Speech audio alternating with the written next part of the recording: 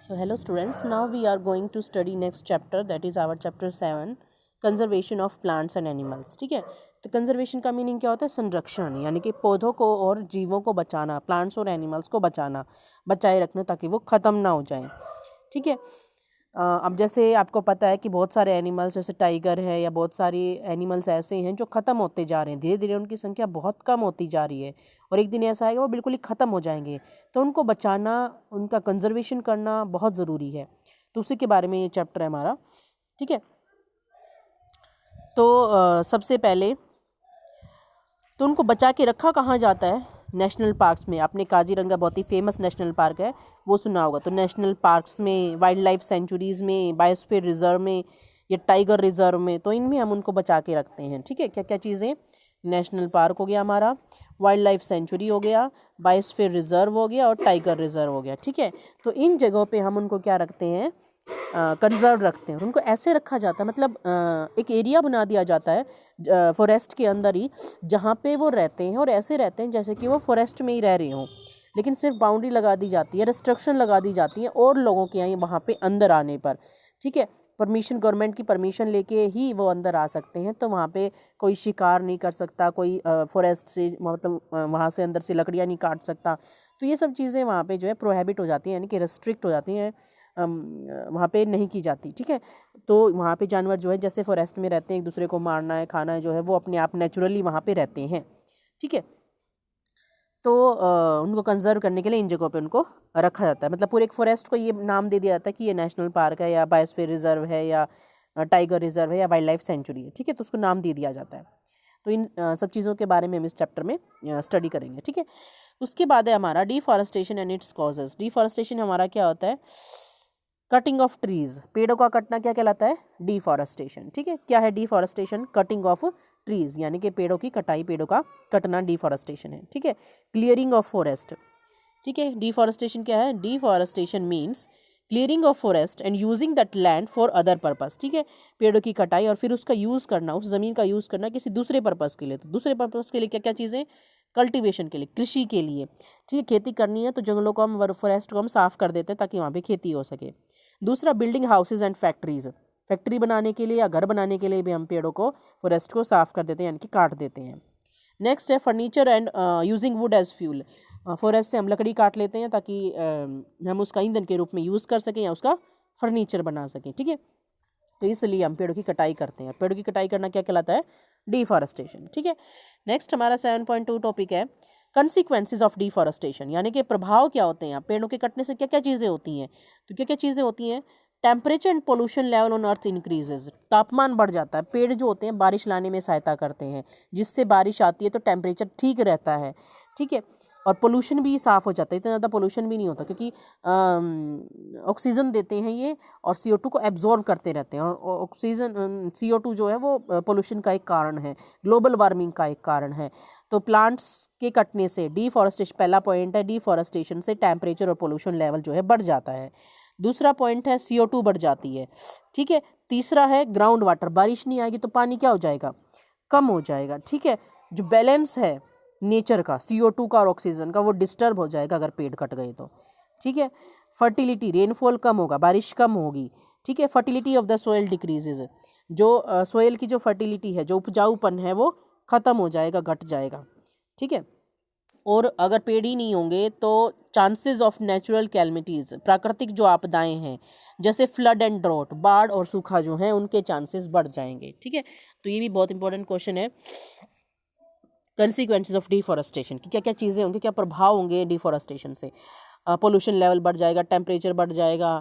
ठीक है, रेनफॉल कम हो जाएगा, CO2 की बढ़ जाएगी, सूखा और जो है बाढ़ के चांसेस बढ़ जाएंगे, पानी कम हो जाएगा।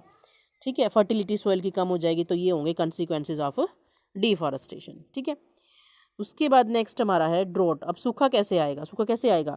अगर बहुत लंबे समय तक बारिश ही नहीं होगी, ठीक है, तो वाटर साइकिल डिस्टर्ब हो जाएगी, जिसकी वजह से पानी कम हो जाएगा। कहीं पे ज़्यादा होगा वहाँ पे बाढ़ आ जाएगी और कहीं पे पानी कम होगा तो वहाँ पे हमारा ड्रॉट यानी कि सूखा हो जाएगा। ठीक है, उसके बाद है deforestation is a major cause which leads to change in soil properties. अब डिफॉरेस्टेशन से जो है सॉइल की प्रॉपर्टीज़ भी चेंज हो जाएंगी। ठीक है, यानी कि सोयल की प्रॉपर्टी जो है चेंज हो जाएंगी, कहीं पे ज़्यादा उपजाऊ, कहीं पे कम उपजाऊ हो जाएगी, कहीं पे कैसी हो जाएगी मिट्टी की, कहीं पे कैसी हो जाएगी। ठीक है, अपने 7th क्लास में पढ़ा था how trees prevent soil erosion.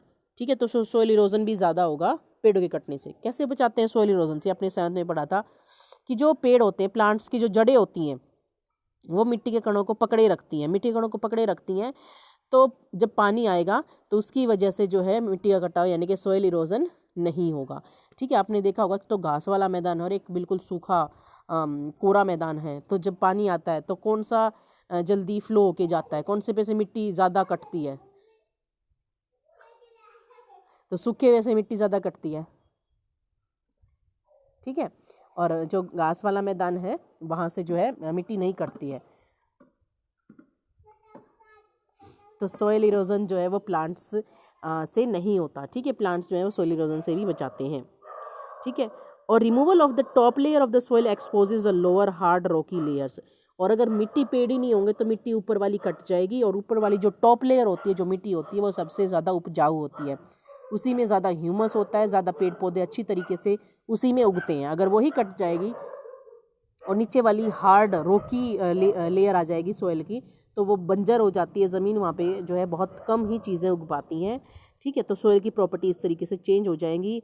ठीक है, लेस ह्यूमस होगा, लेस फर्टाइल होगा, and gradually the fertile land gets converted into desert. धीरे धीरे जो है ये ज़मीन जो है वो डेजर्ट में, मरुस्थल में बदलना स्टार्ट कर देगी, और इस प्रोसेस को कहा जाता है डेजर्टिफिकेशन। ठीक है, क्या कहा जाता है इस प्रोसेस को? डेजर्टिफिकेशन। ठीक है, deforestation also leads to a decrease in the water holding capacity of the soil. अब सोयल की जो वाटर होल्डिंग कैपेसिटी है वो भी डिक्रीज हो जाएगी अगर पेड़ कटे जाएंगे। मैंने बताया था आपको कि पानी ज़्यादा ठहरता है घास में या पेड़ों के आसपास, तो वाटर होल्डिंग कैपेसिटी, अगर पेड़ ही नहीं रहेंगे तो वाटर होल्डिंग कैपेसिटी जो है सोयल की वो भी कम हो जाएगी। The movement of water from the soil surface into the ground, तो इनफिल्ट्रेशन रेट जो है वो भी रिड्यूस हो जाएगा, यानी कि पानी ठहरेगा नहीं तो अंदर कैसे जाएगा, वो आगे आगे आगे आगे चलता जाएगा। ठीक है, ज़मीन के अंदर सिप करके नीचे ही नहीं जाएगा, तो वहाँ पे बाढ़ आ जाएंगी। ठीक है, अब पानी ज़मीन के ऊपर ही रहेगा तो बाढ़ ही आएंगी, तो बहुत सारी बीमारियाँ फैलेंगी, पानी रुका रहेगा तो। लेकिन अगर सिप करके नीचे चला जाएगा तो वाटर लेवल बढ़ेगा। लेकिन जब पेड़ ही कट गए, बारिश ही नहीं आ रही है, या बारिश आ रही है तो अंदर पानी नहीं जा रहा है, ज़मीन पे ही रुका हुआ है, तो उससे क्या होगा? फ्लड्स की स्थिति बनेगी। ठीक है, तो प्रॉपर्टी जो है सोइल की, टेक्सचर, कंटेंट, वो सब चेंज हो जाएगा, और ठीक है, ज़मीन जो है वो बंजर हो जाएगी। तो ये थे कंसिक्वेंसेस ऑफ डिफॉरेस्टेशन। ठीक है, उसके बाद है conservation of forest and wild life. ठीक है, तो conservation of forest and wild life, conserve करना फॉरेस्ट को और वाइल्ड लाइफ। वाइल्ड लाइफ मतलब जो जंगली जीव होते हैं उनको बचाना, तो वाइल्ड लाइफ कहलाती है। वन में वाइल्ड जो लाइफ होती है उसको वाइल्ड लाइफ कहते हैं। ठीक है, तो उनको कैसे बचाया जाए? तो उनको बचाया जाता है क्या बनाकर? Protected areas to protect those. Sanctuaries बनाई जाती हैं, ये है आपका यहाँ पे सेंचुरीज़ बनाई जाती हैं, नेशनल पार्क्स बनाए जाते हैं, बायोस्फीयर रिजर्व्स बनाए जाते हैं। ठीक है, वहाँ पे क्या क्या चीज़ें जो है वो प्रोहिबिटेड होती हैं, मतलब रोक होती है। प्लांटेशन, ठीक है, और पेड़ आप नहीं लगा सकते। कल्टीवेशन, कृषि नहीं कर सकते। ग्रेजिंग मतलब चारा नहीं चरा सकते वहाँ पे। पेड़ों को फेलिंग ट्रीज, पेड़ों को गिरा नहीं सकते। हंटिंग, शिकार नहीं कर सकते। और प्रॉचिंग मतलब आप जो है जिन जानवरों को मार नहीं सकते वहाँ पर, यानी कि सब कुछ जो है वहाँ पे बैन होता है। ठीक है, आपको अंदर भी जाना है तो परमिशन चाहिए होती है वहाँ पे जाने की। तो इस तरीके से हम पेड़ों को या वाइल्ड लाइफ सेंचुरीज़ को वाइल्ड लाइफ को बचा सकते हैं। ठीक है, जंगली जीवों को हम इस तरीके से बचा सकते हैं। ठीक है, नेक्स्ट है हमारा यहाँ पे ये है आपका नेशनल पार्क। ठीक है, ये है आपका नेशनल पार्क। तो नेशनल पार्क क्या होता है? Areas reserve for wild life, मतलब ये एरिया होते हैं जहाँ पे आपकी वाइल्ड लाइफ रिजर्व होती है, वाइल्ड लाइफ के लिए रिजर्व होते हैं। ठीक है, जीवों के लिए, जंगली जीवों के लिए रिजर्व होते हैं, वो वहाँ पे फ्रीली घूम सकते हैं। नेचुरल रिसोर्सेज मतलब एयर का, सोयल का, ट्रीज़ का, प्लांट्स का, इन सब का यूज़ जो है वो अपनी मर्ज़ी से कर सकते हैं। ठीक है, कोई रोक नहीं होती वहाँ पे, कोई पिंजरे में उनको कैद नहीं किया जाता। बायोस्फीयर रिजर्व क्या होता है? ये लार्ज एरिया होता है, लार्ज एरिया होता है जहाँ पे उनको कंजर्व कर दिया जाता है सारी चीज़ों को। ठीक है, तो ये बायोस्फीयर रिजर्व जो है नेशनल पार्क से बड़ा होता है। ठीक है, जैसे यहाँ पे दिखा रखा है आपका सतपुड़ा नेशनल पार्क और पंचवटी सेंचुरी दिखा रखे, सेंचुरी भी होती हैं। ठीक है, बायोस्फीयर रिजर्व भी होते हैं। तो यहाँ पे हर जगह जो है वो इनको वाइल्ड लाइफ को बचाने के लिए या फॉरेस्ट प्लांट्स को बचाने के लिए जो है ये बनाए जाते हैं। ठीक है, नेक्स्ट है हमारा ये 7.4 टॉपिक हम पढ़ेंगे बायोस्फीयर रिजर्व। ठीक है, तो बायोस्फीयर रिजर्व पंचवटी एक बायोस्फीयर रिजर्व है।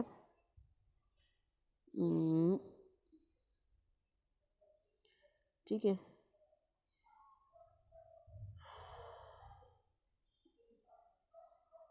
तावा रिजर्वर है एक। ठीक है, तो बायोस्फीयर रिजर्व में क्या होता है, बहुत सारी वैरायटी मिलती है आपको प्लांट्स, एनिमल्स और माइक्रो ऑर्गेनिजम्स की, generally found in and area. Biosphere reserve किस में हेल्प करते हैं? Biosphere reserves help to maintain the biodiversity. Biodiversity मतलब अलग अलग तरह के जीव मिलते हैं, तो उसको बनाए रखने में हेल्प करती है। ठीक है, ये नहीं कि एक बायोस्फीयर रिजर्व है तो उसके अंदर एक ही तरह के जीव होंगे, एक ही तरह के पौधे होंगे, तो वैरायटी होती है वहाँ पे, तो बायोडाइवर्सिटी को बनाए रखने में बायोस्फीयर रिजर्व हेल्प करते हैं। ठीक है, और बायोस्फीयर रिजर्व में also contain other protected areas, और भी जो है प्रोटेक्टेड एरियाज़ हैं। तो पंचमाही बायोस्फीयर रिजर्व है, उसमें एक नेशनल पार्क है, उसका नाम है सतपुरा, और 2 वाइल्ड लाइफ सेंचुरी हैं, बोरी और पंचमाही। ठीक है, मतलब बायोस्फीयर रिजर्व काफ़ी बड़ा होता है। उसके अंदर अब जो ये पंचमाही बायोस्फीयर रिजर्व है, इसके अंदर एक नेशनल पार्क है। ठीक है, सतपुरा नेशनल पार्क है, और 2 वाइल्ड लाइफ सेंचुरीज़ हैं, बोरी और पंचमाही। ठीक है, उसके अंदर ही आते हैं, मतलब उसके अंदर जो है एरिया को रिजर्व कर दिया गया है कि आप यहाँ पे हंटिंग नहीं कर सकते, ये नहीं कर सकते, वो नहीं कर सकते, पेड़ नहीं काट सकते। ठीक है, तो ये हो गया हमारा बायोस्फीयर रिजर्व। ठीक है, उसके बाद है हमारा फ्लोरा एंड फ्यूना। तो फ्लोरा हमारे क्या होते हैं? फ्लोरा हमारे होते हैं the plants and animals found in a particular area. मतलब वो प्लांट्स, फ्लोरा तो होते हैं प्लांट्स और फ्यूना होते हैं एनिमल्स। ये आपको बहुत मतलब याद रखना है। मतलब उस एरिया में, एक पर्टिकुलर एरिया में जो प्लांट्स पाए जाते हैं वो फ्लोरा, और पर्टिकुलर एरिया में जो एनिमल्स पाए जाते हैं वो हमारे फ्यूना कहलाते हैं। ठीक है, जैसे ये यहाँ पे ये दिखा रखे हैं आपके। ठीक है, एनिमल्स और प्लांट्स दिखा रखे हैं, ये है फ्लोरा और फ्यूना। ठीक है, जैसे ए पे है wild life dog, wild dog जंगली कुत्ता है। ठीक है, बी पे चीतल है, मतलब हिरन हो गया, ये वोल्फ हो गया, लेपार्ड हो गया, फर्न हो गया, ये फर्न है, छुई मुई का जो पौधा होता है, ये जामुन का पौधा है। तो ये क्या है, जो एनिमल्स है वो फ्यूना, और ये जो है प्लांट्स हैं जो ये फ्लोरा। ठीक है, तो फ्लोरा और फ्यूना ये होते हैं। ये भी इंपॉर्टेंट क्वेश्चन है कि फ्लोरा और फ्यूना जो है वो होते क्या है। ठीक है, नेक्स्ट है फिर हमारा एंडेमिक स्पीसीज। ठीक है, तो एंडेमिक स्पीसीज हमारी क्या होती हैं, जो एक एरिया में पाई जाती है और वो बहुत जल्दी जो है वो ख़त्म हो जाएंगे अगर उनको संभाला नहीं गया, कंजर्व नहीं किया गया। तो एंडेमिक स्पीसीज आर दो species of plants and animals which are found exclusively in a particular area और they are not naturally found anywhere else. ठीक है, तो वो वहीं पाई जाती हैं सिर्फ, और कहीं नहीं पाई जाती। ठीक है, तो ये होती है हमारी एंडेमिक स्पीसीज। ठीक है, एक पर्टिकुलर एरिया में वहीं पे जोन में पाई जाती हैं और कहीं नहीं पाई जाती हैं। ठीक है, जैसे sal and wild life are 2 example of endemic flora of the Pachmarhi biosphere reserve.